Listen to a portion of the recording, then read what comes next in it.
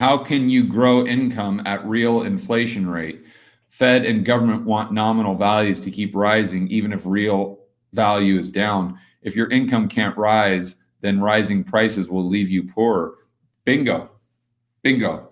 Hit the nail on the head. In fact, that calls for this. I want to thank my great buddy, Jason Hartman, who sent me the sound machine. So, Will, that's a great question, and you get the official.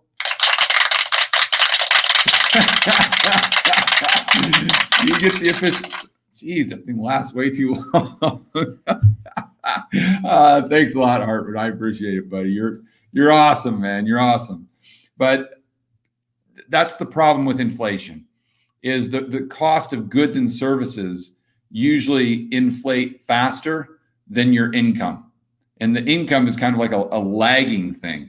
And that's if it usually over time, the income will kind of catch up. And so real incomes kind of stay the same. But it depends on how much inflation there is. I mean, that was the problem with the 1970s. One of them is that, the price of goods and services go up and the incomes don't go up as fast. They call it the pain measurement, or the pain metric, or something like that, or they called it with unemployment and the rate of inflation. They put those two things together. But that's why we want sound money, Will. That's why we want Bitcoin. That's why we want gold. That's why these things are good, because it takes the power away from the governments and the central planners to continually inflate away our purchasing power and make us poorer in the process as they enrich themselves through the Cantillon effect.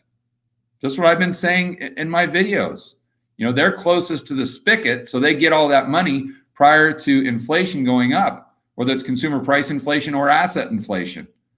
So they get the benefit, and they just screw all of us and leave us holding the bag.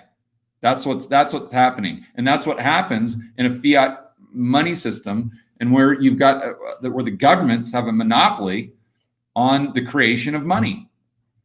And we need to take it back. And that's probably the best thing that we can do to rebel right here, to be a rebel capitalist and rebel against these central planners and the World Economic Forum. We got to start with sound money, period.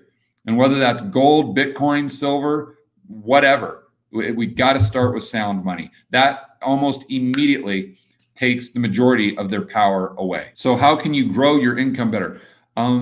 You see, it's really tough, because what it makes you do is it turns you into a speculator. So in order to keep up with that inflation, in order to maintain your purchasing power, you can't just keep your money in the bank. So you're forced to gamble. You're forced to buy Tesla. You're forced to buy WeWork and SoftBank and private equity and all these things that are very speculative.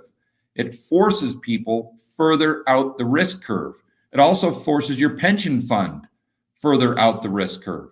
And that doesn't end well, because we live in an imperfect world and we're imperfect creatures. And you keep going further and further out the risk curve, and at some point, you're going to get hurt. You're going to lose all that money. I mean, you got to own some gold. And if you have a mortgage, Will, you got to make sure that it's a fixed rate 30-year mortgage.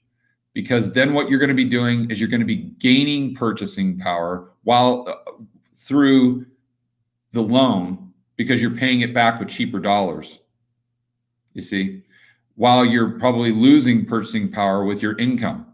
I think that's your best hedge, is to have some gold and have a 30-year fixed rate mortgage.